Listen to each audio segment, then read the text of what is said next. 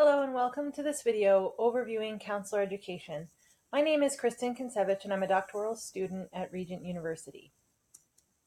This video will cover educational and philosophical frameworks, epistemologies of counselor education, key figures in education, Bloom's taxonomy, principles for adult education, CACREP standards and domains, and professional organizations.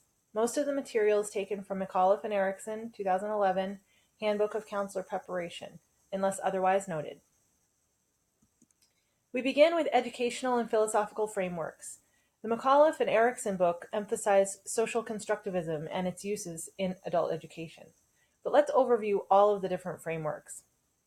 This is adapted from Creswell, 2013, Qualitative Inquiry and Research Design.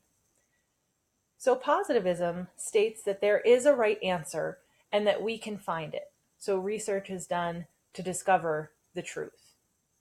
Post-positivism says that there's a right answer, but we may not be able to fully understand it correctly. So it's there, but we might not be able to describe it quite right or fully understand all of the pieces of truth.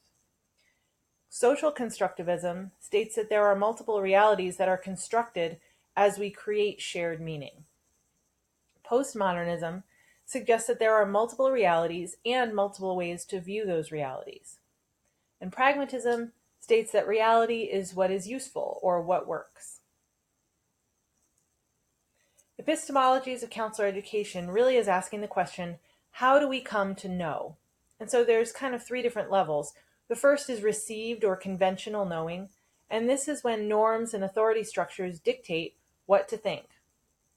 Self-authorized knowing is when we make our own decisions, taking into account and evaluating systems and authorities. And then dialectical knowing is when we're able to see multiple perspectives and we're able to express our own opinion, but we're able to question our own view as well. This is very similar to the way that classical education is described, where they have the grammar phase, young children that are told kind of what to think, they have facts to memorize. And then they move into the logic phase where they start to understand kind of why certain facts or positions, ideas are the way they are. And then the rhetorical phase where they're able to express their own opinion and present multiple arguments. And so again, when we think of educational philosophies, these all tie together and they're woven together throughout education and pedagogy. Some key figures in education. John Dewey in 1933 emphasized experiential learning over the transmission of knowledge from teacher to student. So prior to that, it was really accepted that knowledge exists, the teacher possesses the knowledge, or the book possesses the knowledge, it's transmitted to the student, and then the student repeats it back. So John Dewey was really making some pretty big statements about experiential learning being a better way to learn. Lawrence Kohlberg in 1969 emphasized developmental learning. So here we assess the developmental level of the student, and then we create a mismatch or a challenge. So it moves the student from the current developmental level to a new level. And then David Kolb in 1984, and then continuing throughout 2008, wrote about experiential learning theory. And you can see on this slide, he had two continuums, a processing continuum, active or to reflective, and then a perception continuum from concrete to abstract.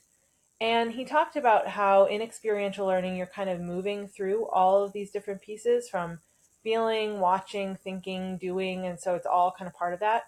But he also talked about how different people have different learning styles where they kind of prefer to stay. And so you can see kind of each of these quadrants. Some people might be active and abstract.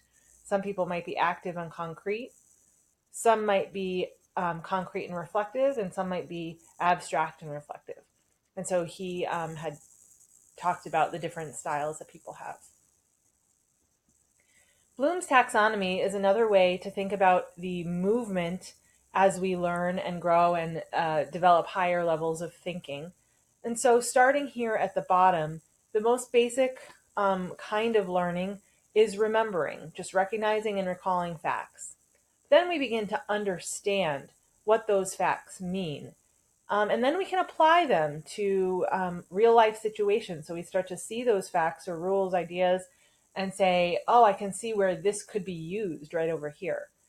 And then we begin to analyze all that information into different parts. Then we can evaluate the value of those ideas.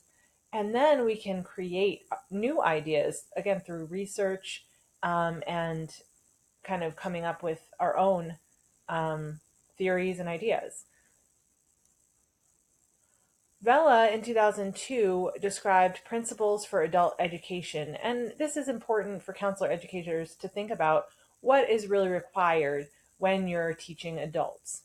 And so Vella pointed out safety, relationships and teamwork, respect, having an engaging style as a professor, having appropriate assessments, reinforcement of learning, application to real life problems, and equity. Of course, you want to treat all students fairly. Now let's move into CACREP. There are 8 domains for CACREP programs, and I've just put in parentheses here the courses that have been part of my doctoral experience that match these areas. So the first domain or area is professional identity.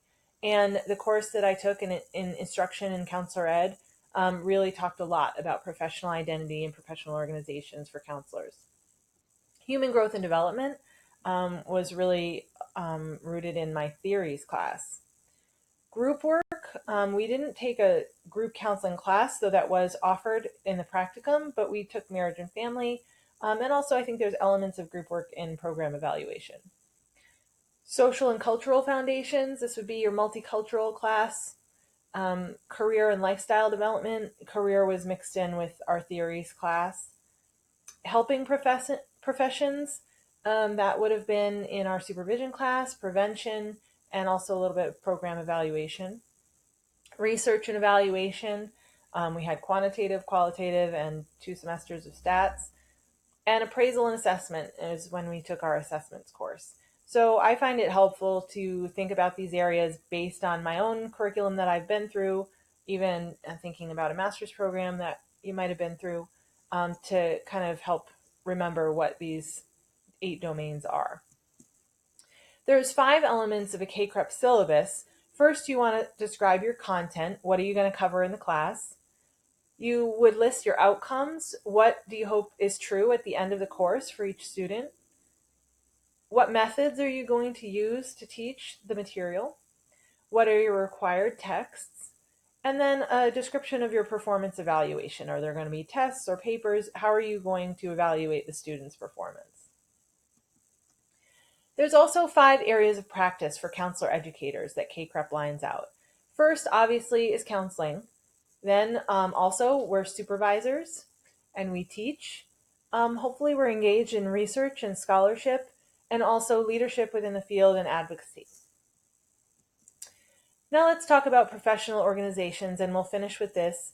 The NBCC is a credentialing body. That would be, of course, different than the state licensing boards that would give you a counseling license within your state. The national board credentials counselors for things like the approved clinical supervisor or the national certified counselor, those types of credentials. CACREP is about accreditation of educational programs. The ACA is a professional networking and publication arm, and they have within it a couple of many different subgroups. A couple of them that are applicable here would be ACES, the Association of Counselor Educators and Supervisors, as well as ACERVIC, which is the Association for Spiritual, Ethical, and Religious Values in Counseling. And this article by Shaw, Bain, and Laurel in 2012 kind of described the ACERVIC competencies using a series of themes. So there's, I think, 12 to 15 competencies, but they can kind of be all summed up in the following. Spiritually, ethically, and religiously competent counselors respect cultures and worldviews. They demonstrate self-awareness. They focus on human and spiritual development. They use positive communication. They include a spiritual and religious assessment in their treatment, and they conduct ethical diagnosing and treatment. I hope that's been helpful, and I will see you next time.